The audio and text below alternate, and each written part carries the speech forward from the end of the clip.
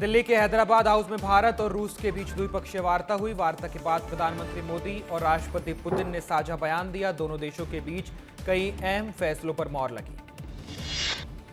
द्विपक्षीय वार्ता के बाद भारत रूस का साझा बयान सामने आया। प्रधानमंत्री मोदी बोले, आतंकवाद के खिलाफ वैश्विक एकता बड़ी ताकत है। आतंकवाद को लेकर भारत और रूस एकजुट है। द्विपक्षीय वार्ता के बाद भारत रूस का साझा बयान। राष्ट्रपति पुतिन बोले, हम भारत को बिना रोक टोक तेल देते रहेंगे। पुतिन से मुलाकात के बाद प्रधानमंत्री मोदी का बयान। भारत और रूस के बीच 2030 तक $100 बिलियन का व्यापार टारगेट रखा गया। भारत और रूस के बीच द्विपक्षीय वार्ता के बाद राष्ट्रपति पुतिन का बयान। बोले, भारत और रूस के बीच सुरक्षा कारोबार को लेकर बड़े समझौते किए गए। पुतिन के सम्मान में राष्ट्रपति भवन में डिनर का आयोजन किया गया। रूसी राष्ट्रपति ने भारत के राष्ट्रपति द्रौपदी मुर्मू से मुलाकात की। पुतिन ने राजघाट जाकर राष्ट्रपिता महात्मा गांधी को श्रद्धांजलि दी। श्रद्धांजलि अर्पित करने के बाद उन्होंने गेस्ट बुक पर साइन भी की।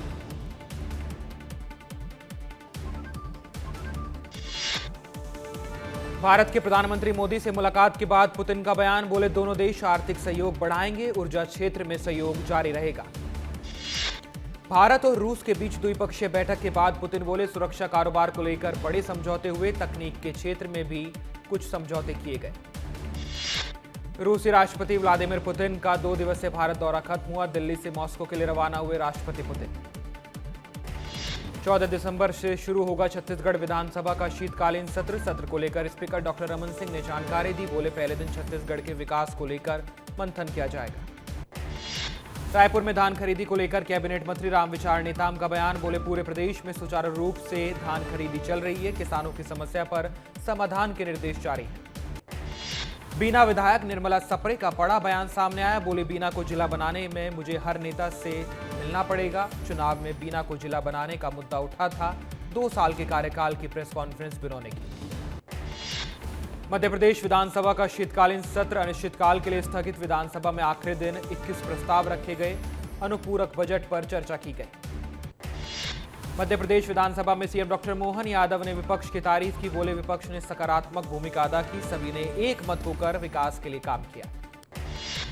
भोपाल में वित्त मंत्री जगदीश देवड़ा का बयान। बोले, प्रधानमंत्री आवास योजना में 4000 करोड़ का प्रावधान किया गया है। अनुपूरक बजट में भावांतर, लाडली बहना योजना समेत कई योजनाओं का प्रावधान है। भोपाल में दूसरे अनुपूरक बजट पर नेता प्रतिपक्ष उमंग सिंघार का बयान। बोले, सरकार 8% के हिसाब से कर्ज क्यों ले रही है? कुल कर्ज में 130% की वृद्धि क्यों हुई? भोपाल युवा कांग्रेस के चुनाव में गंभीर आपराधिक रिकॉर्ड के चलते अंकित दुबे का चुनाव शून्य किया गया। नरेला के अमित खत्री बने भोपाल युवा कांग्रेस के अध्यक्ष। देवास में मक्का की एमएसपी को लेकर कांग्रेस ने प्रदर्शन किया। कलेक्टर कार्यालय में कांग्रेस ने ज्ञापन दिया है। किसानों को खाद बांटने की मांग की गई। अनमोल बिश्नोई की बढ़ाई गई NIA custody. Patiala house court ने 7 दिनों की कस्टडी बढ़ाई। गैंगस्टर लॉरेंस बिश्नोई का भाई है अनमोल बिश्नोई। अंबिकापुर के Amera open cast coal mines में बवाल का मामला है। कांग्रेस प्रदेश अध्यक्ष दीपक बैज ने 10 सदस्यीय जांच टीम बनाई है। पूर्व मंत्री प्रेम साय सिंह को संयोजक बनाया गया। जोहार छत्तीसगढ़ पार्टी के अध्यक्ष अमित बघेल गिरफ्तार हुए। एफआईआर दर्ज होने के बाद से फरार चल रहे थे। 3 दिन की पुलिस रिमांड पर रहेंगे अमित बघेल। रायपुर में सर्व समाज संगठन की छत्तीसगढ़ महतारी अस्मिता यात्रा को लेकर हाई अलर्ट पर पुलिस। अमापारा चौक से राज्यपाल भवन जाने की संगठन की तैयारी। मऊगंज में औचक निरीक्षण में खुले अस्पतालों की पोल। कलेक्टर जैन ने बीएमओ को फटकार लगाई। बोले, लापरवाही मिली तो सजा जरूर मिलेगी। हरदा में 5 साल की मासूम से दुष्कर्म का मामला। पुलिस ने मुख्य आरोपी को गिरफ्तार किया है। मामले में एक आरोपी अभी भी फरार है, जिसकी तलाश जारी है। धमतरी में फिर एक बड़े हॉस्पिटल पर गाज गिरी है। क्रिश्चियन हॉस्पिटल के खिलाफ आयुष्मान योजना के तहत कार्रवाई की गई। अस्पताल का पंजीयन 3 महीने पहले निलंबित किया गया था। उज्जैन में नकली नोट बनाने की फैक्ट्री का खुलासा हुआ। 17.5 लाख के नकली नोट के साथ 2 आरोपी गिरफ्तार। आरोपियों के पास से नोट छापने की मशीन बरामद की गई। भोपाल एयरपोर्ट पर इंडिगो फ्लाइट अचानक कैंसिल हो गई। यात्रियों को फ्लाइट रद्द का मैसेज भी नहीं आया। मुंबई, अहमदाबाद, बेंगलुरु के यात्री बहुत परेशान। इंदौर में क्राइम ब्रांच ने लोगों को 14 करोड़ रुपए वापस लौटाए हैं। 250 से ज्यादा हैक किए गए सोशल मीडिया अकाउंट को रिकवर किया गया। 4000 से ज्यादा लोग साइबर फ्रॉड के शिकार हुए थे। नीमच में नकली नोट बनाने वाले गिरोह का भंडाफोड़ हुआ। पुलिस ने 50,000 रुपए के नकली नोट के साथ एक आरोपी को गिरफ्तार किया। मास्टरमाइंड फरार है, तलाश जारी। ग्वालियर चंबल में अवैध रेत के परिवहन मामले में हाईकोर्ट ने नाराजगी जताई है। उत्खनन में ट्रैक्टर के इस्तेमाल को गंभीर माना। जनहित याचिका दायर ने रोक लगाने की मांग की। गरियाबंद में धान खरीदी केंद्र में किसानों का हंगामा देखने को मिला। मौके पर पहुंचकर पुलिस ने किसानों को समझाया। किसानों ने धान खरीदी केंद्र बंद होने पर हंगामा किया था। जबलपुर में बाल विवाह को महिला एवं बाल विकास विभाग की टीम ने रोका है। लड़की के जन्म दस्तावेजों की जांच की गई। पाटन पवाई धाम में शादी कराई जा रही थी। जबलपुर में कुर्मी, पटेल और क्षत्रिय समाज का प्रदर्शन देखने को मिला। तीनों समाज ने रैली की घटना को लेकर गुस्सा जताया। आरोपी पर एनएसए के तहत कार्रवाई की मांग की गई। जबलपुर के मानस भवन में एससी, एसटी, ओबीसी और हिंदू संगठनों के बीच विवाद का मामला बढ़ता जा रहा है। सम्मेलन में आपत्तिजनक पुस्तक बेचने वाले आरोपी को गिरफ्तार किया गया है। दुर्गापुर नगर निगम पानी का टैक्स नहीं चुका पा रहा। जल संसाधन विभाग का 16 करोड़ रुपए बकाया है। जल संसाधन विभाग कभी भी पानी देने से हाथ खड़े कर सकता है। चिरमिरी में ट्रैफिक नियमों के पालन कराने को लेकर पुलिस की अनोखी पहल सामने है। एनएसएस छात्राओं को लेकर सड़क पर पुलिस उतरी। हेलमेट न पहनने वालों से सॉरी कहलवाया गया।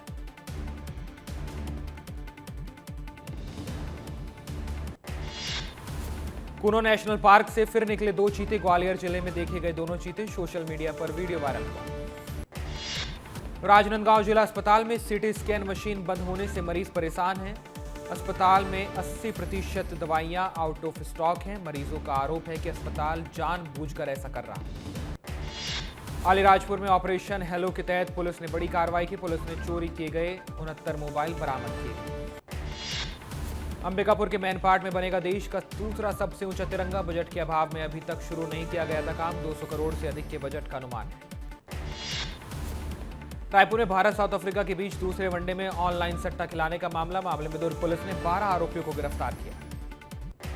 प्रदेश विधानसभा में शीतकालीन सत्र के आखिरी दिन अनुपूरक बजट पास हुआ। अनुपूरक बजट पास होने पर नेता प्रतिपक्ष उमंग सिंघार ने बयान दिया कि सरकार के बजट में फिजूल खर्ची है।